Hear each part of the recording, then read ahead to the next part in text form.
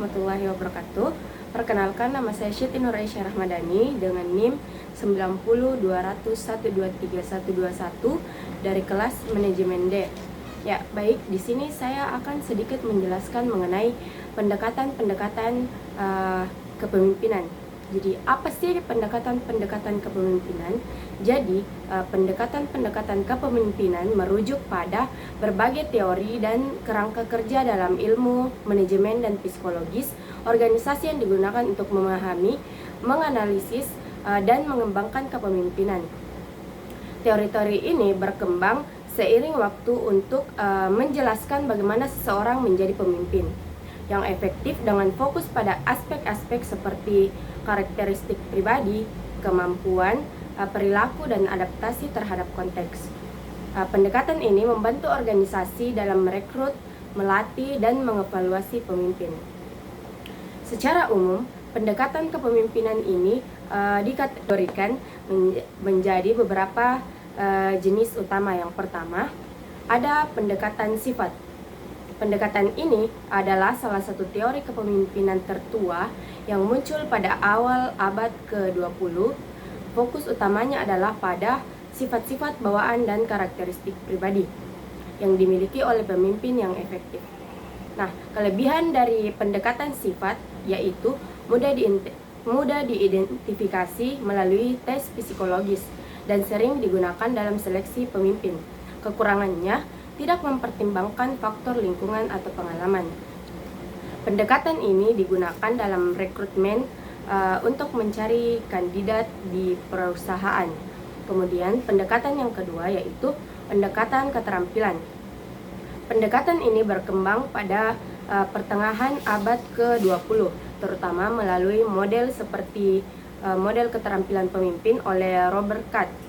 Fokusnya adalah pada keterampilan atau kemampuan yang dapat dipelajari dan dikembangkan. Keterampilan dibagi menjadi 3 tingkatan. Yang pertama, tingkatan teknis atau pengetahuan spesifik pekerjaan. Yang kedua, manusiawi atau keterampilan interpersonal seperti komunikasi. Dan yang ketiga, konseptual atau kemampuan berpikir strategis. Nah, kelebihan dari pendekatan keterampilan ini yaitu lebih inklusif karena siapapun bisa menjadi pemimpin melalui pelatihan dan menekankan pengembangan berkelanjutan. Kekurangan dari pendekatan keterampilan ini yaitu mengabaikan faktor emosional atau situasional yang mungkin tidak bisa sepenuhnya dipelajari. Pendekatan ini digunakan dalam program pelatihan kepemimpinan di perusahaan seperti workshop untuk meningkatkan keterampilan negosiasi. Contohnya, seorang manajer yang belajar keterampilan konseptual untuk merencanakan strategi bisnis jangka panjang. Nah, adapun pendekatan yang ketiga yaitu pendekatan gaya. Pendekatan ini muncul dari penelitian pada tahun 1940 sampai 1950-an.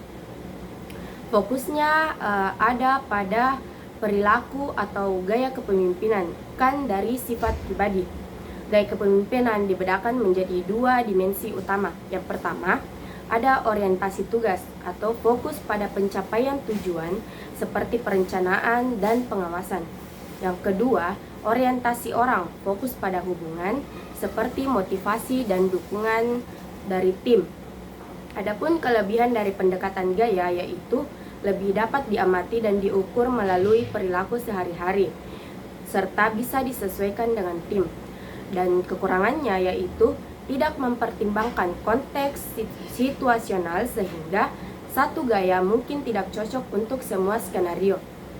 Nah, pendekatan ini digunakan untuk menilai gaya pemimpin.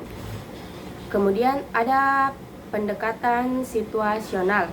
Pendekatan situasional ini adalah teori yang dikembangkan pada tahun 1960 sampai 1970-an oleh Paul Harsey dan Ken Blake, Situational Leadership Model.